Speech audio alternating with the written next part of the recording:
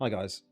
Now I want to do the patch notes slightly differently to suppose to how everyone else has done it. I know it looks like I'm doing it the same here, but I don't want to go through and just read everything. I want to just pinpoint what I think are the best parts of what we got coming for this update. So the overall update is going to be called Tongshi's Renewal. We've got a lot of events in here, which is going to be to do with, you know, everything we do on a daily basis, whether that be kill monsters, do dungeons, do bounties. You know, it's just going to be kill, collect, and be done with it. Now, we do have a part of this event coming up, which is going to be to send bags to friends and clan members, which I suppose is very similar to an event we had, I think, last year, and very similar to the events we have over the Christmas periods, where we're sending things to people to get rewards. So the first thing we have got coming up is this limited time event where we're going to be collecting these bags, like I just explained, doing dungeons, elder rifts, and so on and so forth. You've got some rewards coming for these sending these bags. I believe there's a typo here somewhere, because one red bag says it's going to give you a 1-star legendary gem, 20 red bags, 2-star legendary gem, and then 40 bags will give you a 3-star legendary gem. Now, I believe that's just going to be 3 1-star legendary gems, 2 1-star legendary gems, or that one could be a 2-star legendary gem, and obviously the first one will be just a 1-star legendary gem.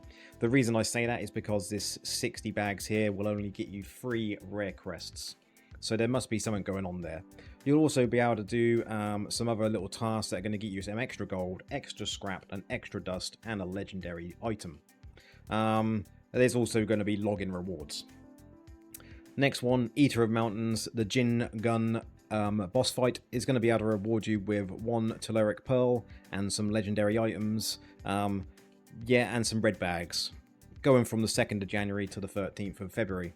So there's going to be something else we're just going to be able to go kill and get rewarded. A new Lunar New Year Fractured Plane, which is going to have some modifiers in it, which are similar to modifiers we get in Elder Rifts. Again, something we're all just going to do, get rewards for doing content in the game. Now, first kind of pay to win mechanic here. Hunter's Moon Phantom Gallery. We've had this in the past. You're going to be spending, I think it's Litra, and on this you'll be able to roll for these rewards here. So we've got 2 lots of gem selection chests, some legendary crests, eternal orb, and then the builder's beacon, which you can see further down. You're going to have to draw, there's going to be additional rewards on here for draws 2, 4, 5, 7, 9, and 10. But there obviously is a pay to win kind of, you know, rewards. So if you are lucky enough to get some of the legendary crests or the masterwork gem selection chests, then yeah, it's a win-win. Next one we've got coming up is this limited time event for this gem surge. Now this is very interesting, but again I think heavily pay to win. Some free to play or low spenders may be able to take some advantage of this, but we'll see how it works. So from January the 22nd to February the 13th, you'll be able to earn Polished Jade to upgrade your legendary gems from rank 3 quality, 4 quality, and 5 quality. By participating in doing Elder Rifts, by the sounds of it here, you'll be able to, once you spend your Eternal Legendary Crests, or Legendary Crests, when you're spending Opals in the Phantom Market, that's also coming up, and Litra in the Phantom Gallery, you're going to be able to get rewards of this Polished Jade. Now, you're only going to be able to earn a maximum of 22 Polished Jades for the entire event, and that would then increase a 4 quality to a 5 quality Legendary Gem. So, we'll see how this goes. Don't expect to be able to upgrade all gems, and obviously free to play, you know, upgrade what you can. If you do manage to get any of this Polished Jade, it may benefit you, it may not. We've got another little gem trial coming up, similar to the one we had with the code we had a few days ago. I'm not going to go into that anymore. The Phantom Market, I think a lot of people are going to have been disappointed so far from what they've seen of this, but we'll see what it looks like in game once the patch goes live. Again, pay to win, £180 roughly to be able to collect everything. But you do get one part of it for free. The first roll is for free, and if you are lucky enough to be able to roll that and you get the Celestial Serpents at 0.13%, then yeah, win-win. Going further into the patch notes, we've got a familiar update for this event where you're going to be able to send your familiar to do bounty tasks. Now, I think this should be something they leave in permanently, but at the moment in time it does say a limited event. Balance changes coming up. Barbarian, I think a lot of Barbarians have seen this in the patch notes already. Undying Rage has now changed, so you can no longer move the battleground idle while you're in Undying Rage. I think this is a well and truly needed for the last number of months, simply because barbarians have been rife in battlegrounds because of Undying Rage. Yeah, they can do a lot of damage, but the Undying Rage part of it means that they can just continuously walk the idle and help their team. We'll see some good changes here. They've had some other buffs and nerfs here, mostly increases, I believe. Their barrier can now be destroyed here, and Whirlwind is obviously been increased here for the healing. Demon Hunters, we've had a flat damage increase across all of this. Necromancers, Black Wall, obviously I'm a Necromancer, I'm going to pinpoint this one. Black Wall, Skeletal Mage, the damage has been increased by 22%. This is a significant increase considering they did a lot of damage already. It'll be interesting to see how much actual damage this equates to once we get on the live servers. And then Tempest have had a damage increase on one of their abilities, and same with Wizard. Returning events other than the ones we've just seen above, we've got Alley of Blood coming around in the next few weeks. All clans on deck. Again, that one that we just actively do. Trial of the Hordes, I know people like. We've got a Darkwood 7-day event coming up. The Survivor's Bane, another good one for getting a lot of kind of gold and scraps. Conqueror, and another Hungering Moon.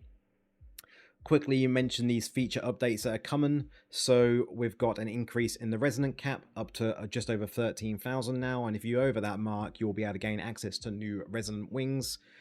Then we've got a Darkwood and Ancient Cradle update coming for monster changes. They're going to be increasing the density and the rate at which they respawn, so this will help with people doing bounties and overworld farming in them particular zones. We've got a cool little update coming for the drop rate of gems when we're using our legendary crests. So when you use now over 30 eternal crests and you still haven't had a 5-star gem, you're going to get a bonus starting with the 31st legendary crest.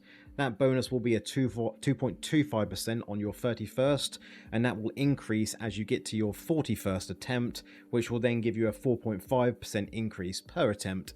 And then if you still haven't got one by your 50th attempt, it's a guaranteed 5-star legendary gem, which was always the same anyway with the 50th. UI improvements, you're going to be able to filter more things in the armory, so missing equipment will automatically replace with the same name items instead of it just being an empty slot, and you now have the option to save just green items in a loadout. Sigil changes, we're going to be able to use our sigils as immortals just as one lump sum instead of just having to submit them one at a time, which is great. Going further down here, we're going to be able to dismantle set items in bulk from now on. This is great, and I hope this is not just a temporary thing. This should be permanent, and I believe it is permanent. So yeah, this is a win-win for people that do a lot of heavy farming through dungeons.